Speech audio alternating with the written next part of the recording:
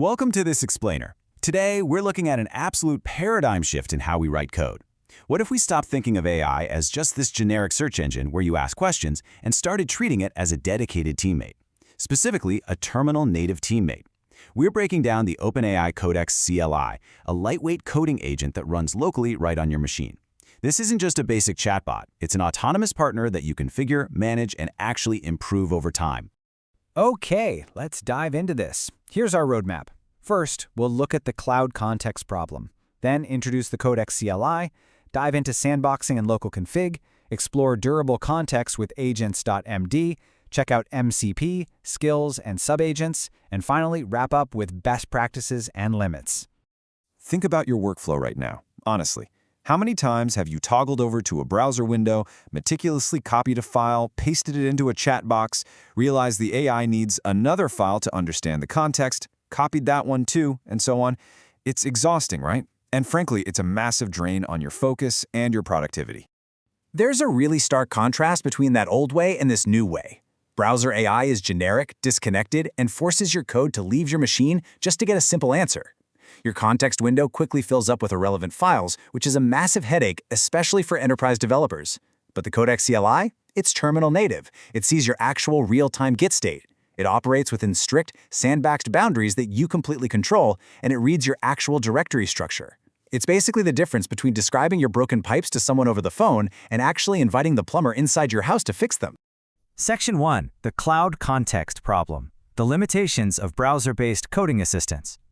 Moving right along to Section 2, enter Codex CLI, the terminal-native solution that actually ships. So what is it exactly? The Codex CLI is an official OpenAI package that runs locally right inside your terminal. It's a first-party tool. And what's really brilliant here is that it connects directly to your existing ChatGPT plan. Whether you're on Plus, Pro, Business, Edu, or Enterprise, you already have access to this engine.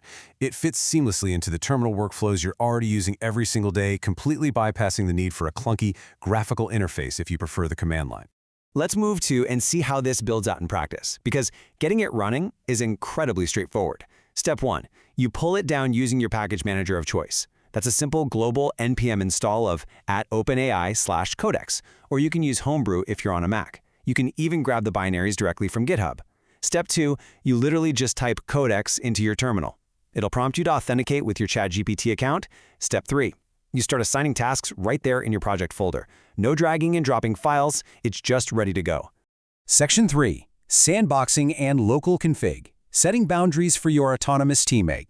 Codex behaves consistently because it cascades its settings through a really strict configuration hierarchy. At the very top, you have your global defaults living in your home directories 2.codex/config.toml. This is for your personal preferences, your default model, your personal approval policies, global MCP servers, that sort of thing. Beneath that, you have repo overrides. This is a .codex/config.toml file sitting right inside your specific project repository. This is where you lock in shared team standards so everyone's agent behaves exactly the same way on that codebase. And finally, for natural language behavior, we have AGENTS.md, which we're going to dive into deeply in just a second. So the crucial point is how you handle your boundaries. Approval mode dictates exactly when Codex has to stop and ask for your permission before executing a terminal command. Sandbox mode restricts exactly which files and directories the agent is actually allowed to read from or write to. The golden rule of thumb here, start tight. Keep your default settings very conservative and only loosen those permissions for repositories you deeply trust and understand. Also, as a quick update from the version 0.133.0 release, feature flags like goals are now enabled by default, which tracks progress across active turns with dedicated storage. Section 4. Durable context with AGENTS.md. Accumulating project knowledge over time. I want to read this quote from the official Best Practices Guide because it's perfect. When Codex makes the same mistake twice, ask it for a retrospective and update AGENTS.md. That, right there, is the absolute essence of treating this tool like a teammate.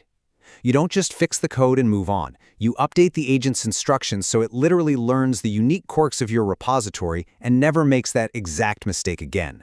Think of AGENTS.md as an open format README that's specifically written for autonomous agents. It automatically loads into context at the very start of a session. A solid minimal AGENTS.md should briefly cover your repo layout, exact commands for testing, like explicitly telling it to run npm test before it considers a task finished, your preferred coding styles, and a crystal clear definition of what done looks like for your team. You don't even have to write this from scratch, by the way. Running the /init/ command in the CLI will scaffold a starter file for you instantly. Section 5. MCP, Skills, and Subagents. Extending codecs beyond reading and writing files. There are 4 main avenues for extending codecs.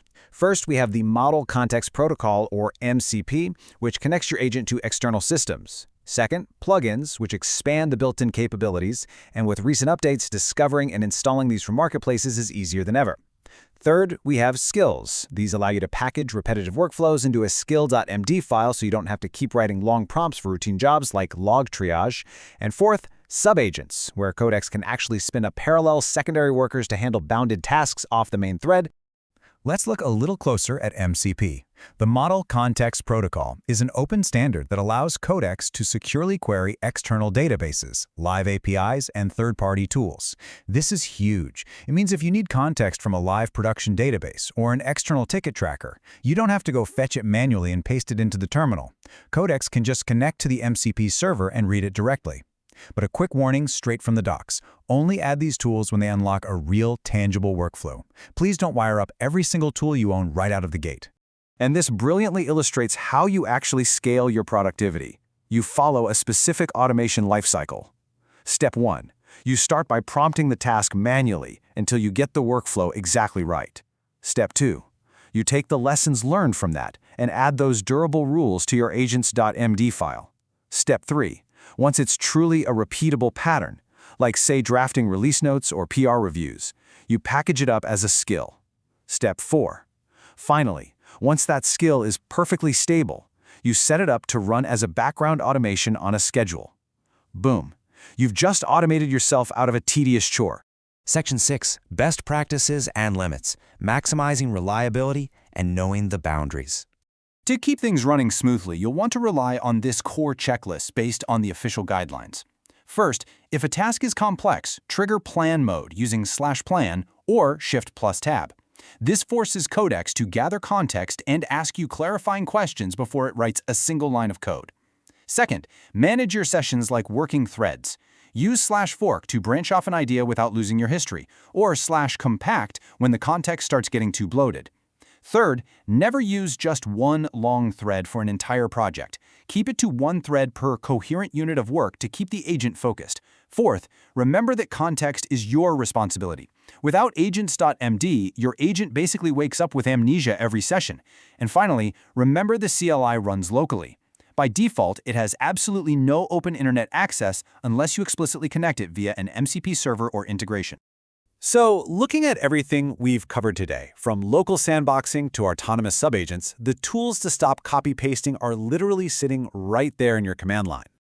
But before you run off to install it, you have to remember this crucial final rule. Codex modifies your actual local codebase. There is no magic undo button.